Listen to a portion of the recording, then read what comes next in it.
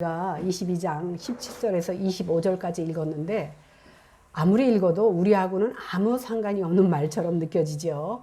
그러나 상관이 없으면 하나님께서 이 말씀을 우리에게 주셨을 리가 없습니다. 그래서 오늘 이 말씀을 통해서 하나님께서 우리에게 어떠한 교훈을 주시고자 하는지 생각해 보도록 하겠습니다. 오늘 우리가 읽지는 않았지만 1절에서 16절까지는 성물을 먹는 것에 대한 규례가 나옵니다. 그리고 17절부터는 여호와께 예물을 드릴 때 흠없고 온전한 것을 드려야 된다는 것을 강조하는 규례가 나옵니다. 제사장들은요, 기업이 없기 때문에 가나안 땅에 이제 들어가게 되면 백성들이 가져오는 예물이나 제물을 가지고 먼저 하나님 앞에 드립니다. 그러면 하나님이 받으시고 그것을 제사장에게 나누어 주면 그것으로 제사장들은 생활을 하게 됩니다. 그 제물을 성물이다 이렇게 말하고 있는 겁니다. 1절에서 2절 한번 같이 읽어보겠습니다. 시작. 여호와께서 모세에게 말씀하여 이르시되 아론과 그의 아들들에게 말하여 그들로 이스라엘 자손이 내게 드리는 그 성물에 대하여 스스로 구별하여 내 성호를 욕되게 함이 없게 하라. 나는 여호와니라. 오늘 하나님께서는 모세에게 친히 이렇게 규례를 말씀해 주십니다. 예를 들어서 우리가 화목제 할 때 배웠지만 화목제를 드리면 어떻게 됩니까? 넓적다리를 들어서 거제로, 그러니까 하나님께 드렸다, 내가 받는다는 의식으로 거제로 드렸다가 제사장의 몫으로 돌아가잖아요. 또 소제를 드릴 때도 10분의 1 에바를 드린다고 했는데 이것은 2.3리터거든요. 그러니까 이것을 다 하나님 앞에 드리는 것이 아니라 제사를 드리는 자들이 2.3리터의 밀가루를 가지고 오면 한 움큼만 하나님 앞에 드리고 그 나머지는 제사장이 먹게 됩니다. 이것이 바로 성물이에요. 그런데 하나님께 구별하여 드린 각종 예물이나 성막들의 모든 이런 기구가 다 성물이거든요. 이런 것들은요, 그 소유권이 누구냐 하면 하나님입니다. 그렇기 때문에 하나님의 것이기 때문에 거룩한 성물이다 이렇게 말하고 있습니다. 그러니까 여호와께 드려진 거룩한 예물 가운데서 제사장의 몫을 성물이다 이렇게 말하고 있습니다. 그런데 이 성물은요, 하나님 앞에 먼저 드렸던 것이 되기 때문에 아무리 제사장에게 갔다 할지라도 마음대로 건드리면 안 됩니다. 그래서 많은 사람들이 의식이 없어서, 물론 지금은 그런 율법 시대는 아니지만 하나님 성전에 있는 것을 자기 마음대로 건들거나 가져가거나 그러면 안 돼요. 그러니까 하나님의 성전에는 내가 갖다 바치는 곳이지 바쳐진 것을 자기 마음대로 가져가서는 안 되는 겁니다.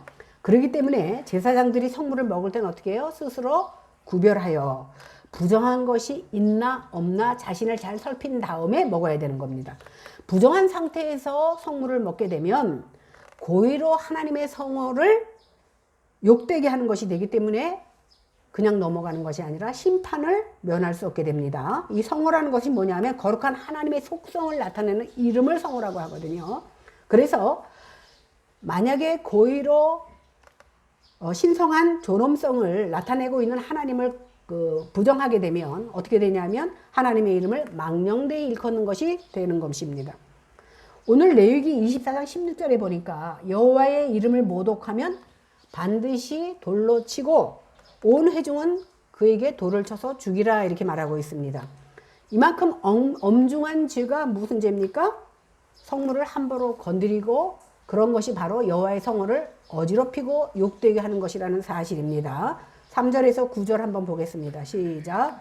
그들에게 이르라. 누구든지 내 자손 중에 대대로 그의 몸이 부정하면서도 이스라엘 자손이 구별하여 여호와께 드리는 성물에 가까이 하는 자는 내 앞에서 끊어지리라. 나는 여호와니라. 아론의 자손 중 나병 환자나 유출병자는 그가 정결하기 전에는 그 성물을 먹지 말 것이요. 시체의 부정에 접촉된 자나 설정한 자나 무릇 사람을 부정하게 하는 벌레에 접촉된 모든 사람과 무슨 부정이든지 사람을 더럽힐 만한 것에 접촉된 자, 곧 이런 것에 접촉된 자는 저녁까지 부정하니 그의 몸을 물로 씻지 아니하면 그 성물을 먹지 못할지며 해질 때에야 정하리니 그 후에야 그 성물을 먹을 것이니라. 이는 자기의 음식이 됨이니라. 시체나 찢겨 죽은 음식을 먹음으로 자기를 더럽히지 말라. 나는 여호와이니라. 그들은 내 명령을 지킬 것이니라. 그것을 속되게 하면 그로 말미암아 죄를 짓고 그 가운데에서 죽을까 하노라. 나는 그들을 거룩하게 하는 여호와이니라. 그러니까 하나님께서 너희들을 거룩하게 하기 위해서 부정과 연관 짓지 말라고 말씀하시는 거예요. 그렇기 때문에 내가 부정한 상태에 있으면, 그런데 여기서 내가 누구예요? 제사장들이에요. 제사장들을 말하는 겁니다. 부정한 상태에 있으면 의식적으로 성물을 먹지 말고 피해야 됩니다. 부정한 상태에 있는 경우를 오늘 쭉 나열하고 있는데, 우리가 배울 때 그 피부병, 나병 환자나 유출병자가 정결해지기 전까지는 어떻게 해야 된다고? 성물을 먹어서도 만져서도 안 됩니다. 그 다음에 여러 가지 시체에 접촉한 자, 설정한 자, 그러니까 성관계를 했어도 24시간 동안 그 성물을 만지면 안 됩니다. 그래서 제사장들은요, 그 안식일 전에는 결코 부부가 합방을 하지 않았다고 합니다. 네 발로 기어다니는 부정하게 된 벌레에 접촉된 자, 어떠한 부정이든지 어떻게 됩니까? 저녁까지 부정하기 때문에 몸을 씻고 해가 지난 후에야 성물을 먹을 수가 있습니다. 유대인들의 시간 계산법은 제가 한번 말씀드렸지만 우리는 하루의 시작이 아침부터 시작됩니다. 그런데 유대인들은 해가 지고 나서부터 시작돼서 그 다음날 해 질 때까지 시작합니다. 그러니까 다시 말하면 한 바퀴 도니까 24시간이에요. 그래서 제사장들의 부정은 꼬박 24시간이 지나야만이 정해진다라는 사실입니다. 또 몸을 씻는 예식을 통해서 내 속에 있는 모든 오염을 정결하게 한다라는 의식이 있는데, 이런 의식은요, 우리가 보기에는 외적으로 씻는 것을 통해서 정결하게 된다고 생각하지만, 이 정결 예식을 통해서 우리는 내부적인 심적인 정결까지도 하나님의 생명수로 인하여 깨끗이 씻어진다라는 것을 우리에게 암시적으로 보여주고 있다라는 사실입니다. 그런데 이 규례를 어기면 다시는 하나님의 임재 앞에 설 수 없을 뿐만 아니라 이로 인해서 죽게 됩니다. 그러니까 하나님께 바쳐진 그 제물 중에서 제사장의 몫으로 돌려진 고기, 그러니까 그 성물은 제사장이 먹는 것은요, 제사장이 당연한 권리고 의무이기 때문에 그것을 가지고 제사장이 많이 먹는다? 왜 다 가져가냐? 말할 이유가 우리에게는 없는 겁니다. 10절부터 13절 보겠습니다. 시작.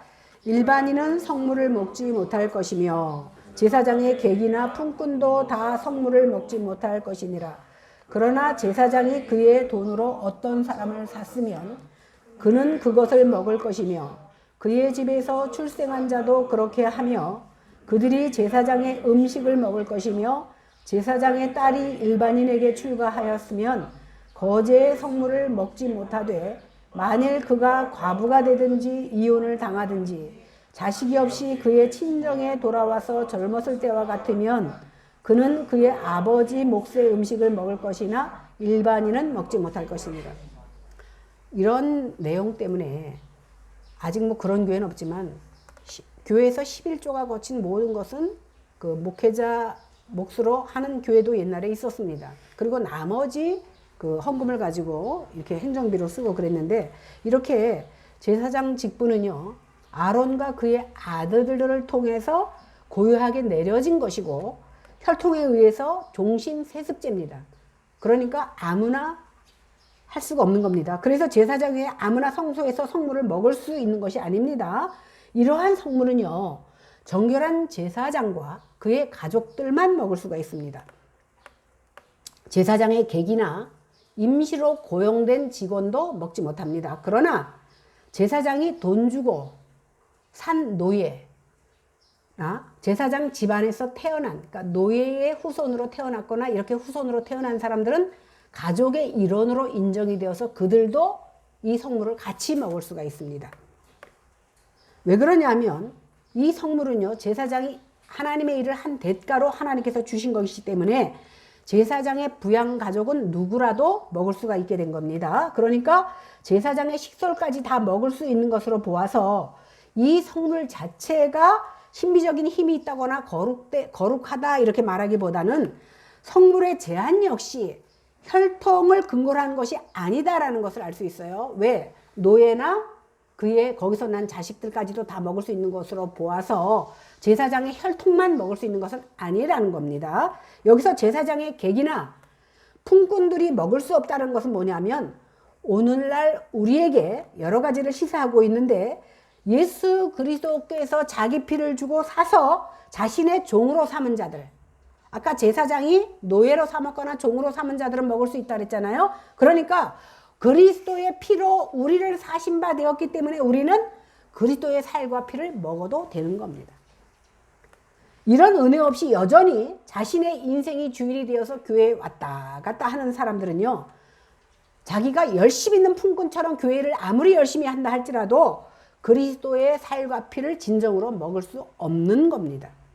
12절부터는요, 출가해서 제사장 가문에서 자란 딸이 제사장의 그 음식을 먹을 수 있나 하는 규례가 나옵니다. 제사장 딸이라 그래도 출가하면 이제 성물을 먹지 못합니다. 왜 그러냐 하면 그는 이제 다른 가문의 남자와 결혼했기 때문에 그 가문의 사람이 되는 거거든요. 그래서 먹을 수가 없는데 단 그가 이혼했거나 사별했을 경우에 집으로 돌아오면 먹을 수 있습니다. 거기도 또 조건이 있어요. 그러나 자녀를 가지고 있으면 먹지 못합니다. 왜 그러냐면 이스라엘 그 율례상 자녀가 있으면 독립된 세대를 이루어서 그 자녀를 보살펴야 될 책임이 그 엄마한테 있기 때문에 그는 먹지 못합니다. 단 이혼했습니다. 그리고 자녀가 없습니다. 사별했습니다. 자녀가 없습니다. 그 자녀는 다시 제사장의 일원으로 돌아와서 그 성물을 먹을 수 있게 되는 겁니다. 14절에서 16절 보겠습니다. 시작. 만일 누가 부지 중에 성물을 먹으면 그 성물에 그것의 5분의 1을 더하여 제사장에게 줄지니라. 이스라엘 자손이 여호와께 드리는 성물을 그들은 속되게 하지 말지니 그들이 성물을 먹으면 그 죄로 인하여 형벌을 받게 할 것이니라. 나는 그 음식을 거룩하게 하는 여호와이니라. 성물을 잘못 먹은 자가 어떤 처벌을 받느냐 하는 규례입니다. 오늘 만일 자격이 없는 사람이 제사장에게 주어진 그 성물을 먹게 되면은요, 속건제 규정에 따라서 5분의 1을 더해서 그 값에 5분의 1을 더해서 제사장에게 바쳐야 됩니다.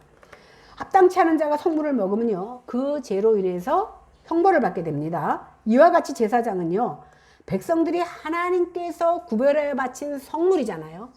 바치기 전에는 내 거였어요. 그러나 이미 하나님 앞에 드리고 나면 그건 내 게 아니에요. 하나님의 성물입니다. 그렇기 때문에 이스라엘 백성들이요, 거룩한 음식을 아무나 내가 바쳐진 건데 라고 먹으면 안 돼. 옛날에 저희가 그 연천에서 목회할 때요, 막 시작하고 나서 그 성찬기가 없어서 헌금들을 했는데 어떤 사람이 헌금을 하고 나서 자기가 얼마를 드렸는데 도로 얼마를 거실러 달라는 사람이 있었어요.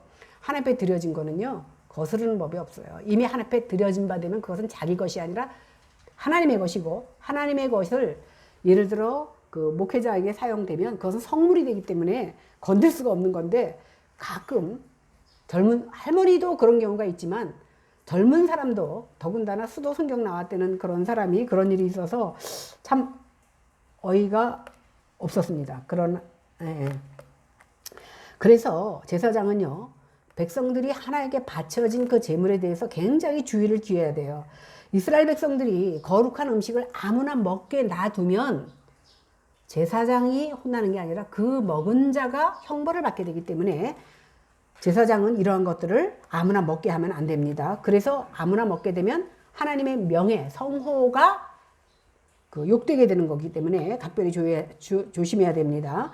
이 규례를 어긴 자는 민수기 18장 32절에 뭐라고 나오냐면, 너희는 이스라엘 자손의 성물을 더럽히지 말라, 그리하여야 죽지 아니하리라. 그러니까 성물을 함부로 먹으면 죽인다는 거예요. 그렇기 때문에 그 사람들을 위해서도 그렇고 먹이면 안 됩니다. 17절부터 21절까지 보겠습니다. 시작. 여호와께서 모세에게 말씀하여 이르시되 아론과 그의 아들들과 이스라엘 온 족속에게 말하여 이르라.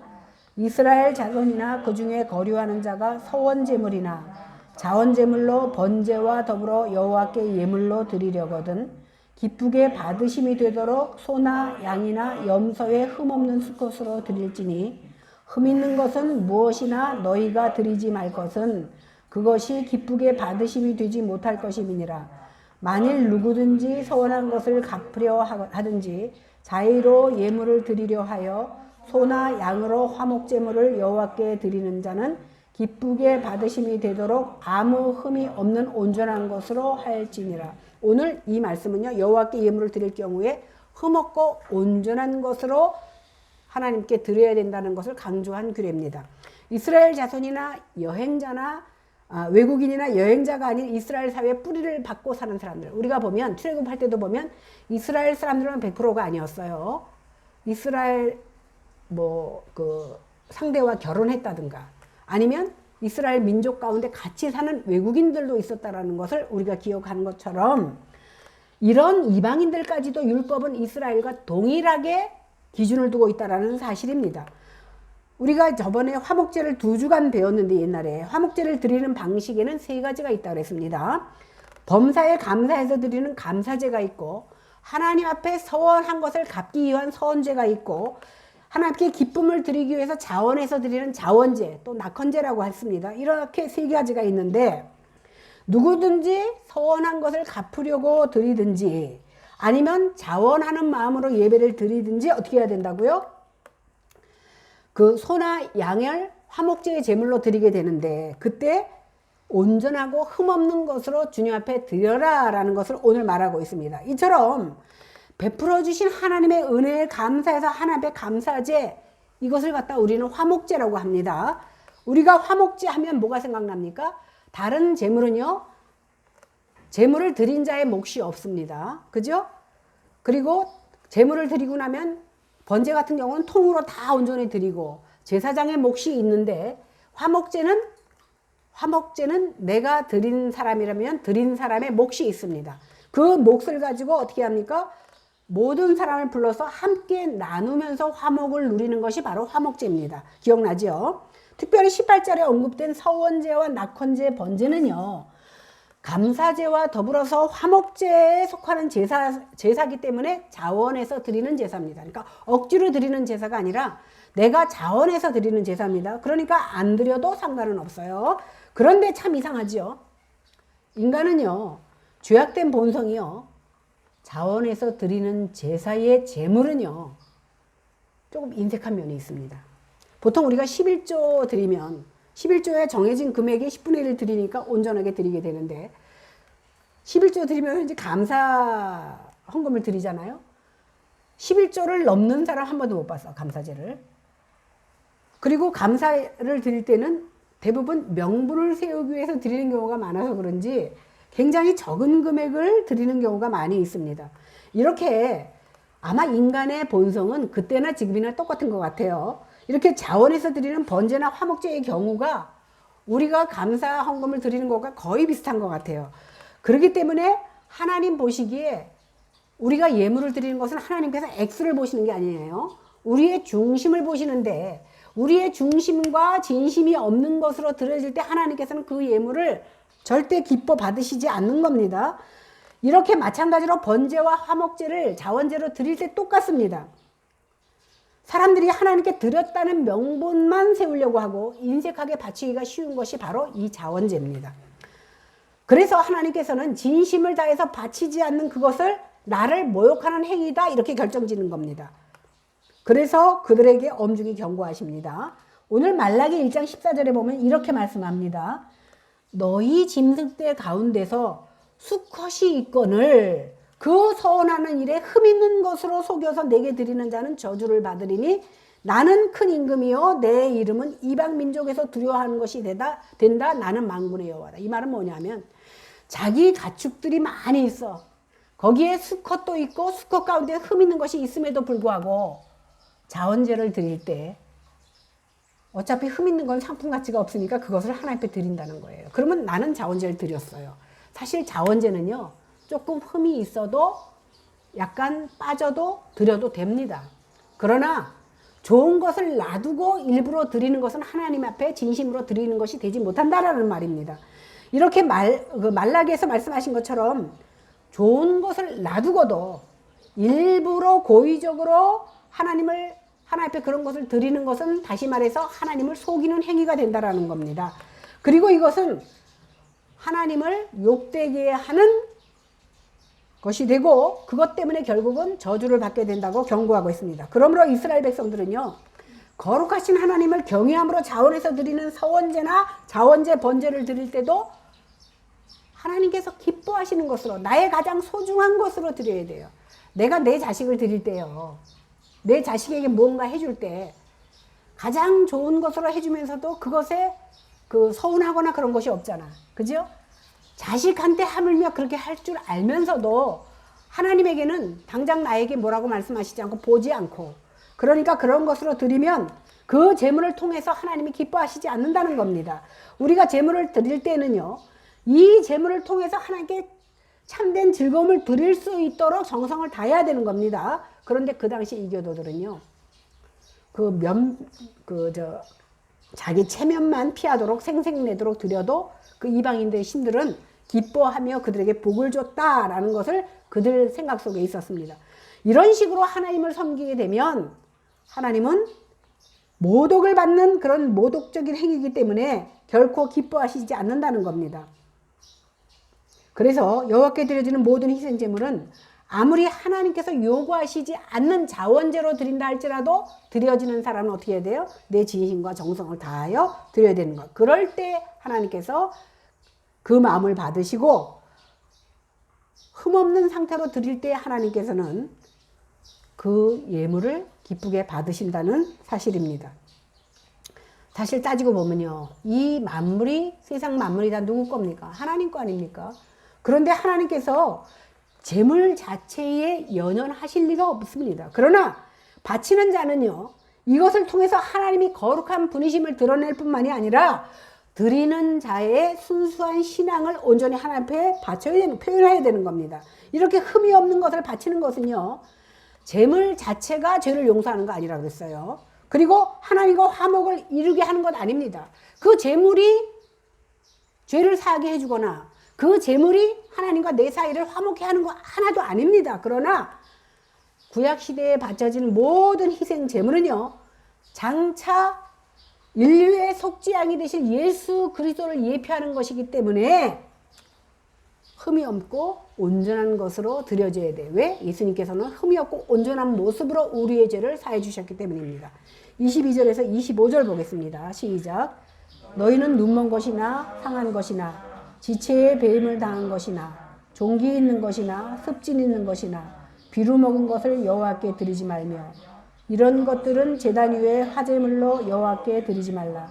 소나 양의 지체가 덜하거나 한 것은 너희가 자원 제물로는 쓰려니와 서원 제물로 드리면 기쁘게 받으심이 되지 못하되 너희는 고안이 상하였거나 치였거나 터졌거나 배임을 당한 것은 여호와께 드리지 말며 너희의 땅에서는 이런 일을 행하지도 말지며 너희는 외국인에게서도 이런 것을 받아 너희의 하나님의 음식으로 드리지 말라. 이는 결점이 있고 흠이 있는 것인즉 너희를 위하여 기쁘게 받으심이 되지 못할 것입니다. 하나님께 드릴 수 없는 제물에 대한 규례입니다. 육체적으로 손상되었거나 병든 것은 드릴 수 없습니다. 근데 아까 성경에도 말했듯이 자원제에서는요, 약간 흠이 있어도 드려도 돼요. 이 말은 뭐냐면 흠 있는 것을 골라서 드리라는 것이 아니라 내가 가진 것 중에 이것이 다야. 흠이 있고 병든 것이